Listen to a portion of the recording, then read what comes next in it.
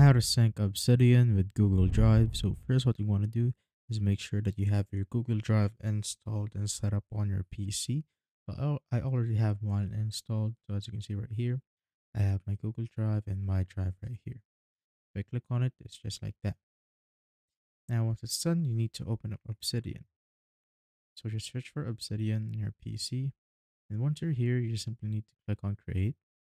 Then click on Browse. Then go to the drive or the Google Drive that we have here on our File Explorer. And once you're here, you just simply need to click on My Drive. Then right click on it, right click on any empty space, hover to new, click on Folder, and just name it Obsidian.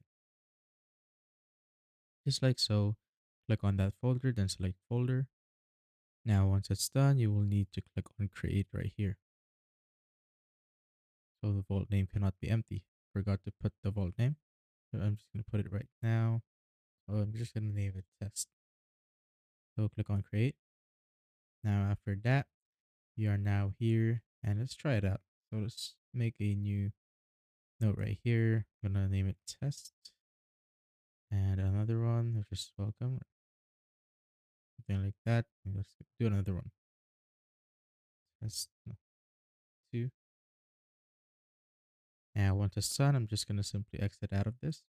And to show you, when I go to my Google Drive right here, on my drive, as you can see, when I go to Obsidian, it is now saved right here.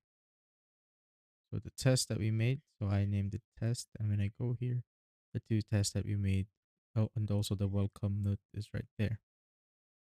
You could also check it on the Google Drive website. So I'm just going to open up my browser. So as you can see, I'm here on the Google Drive browser and I'm logged in into my account.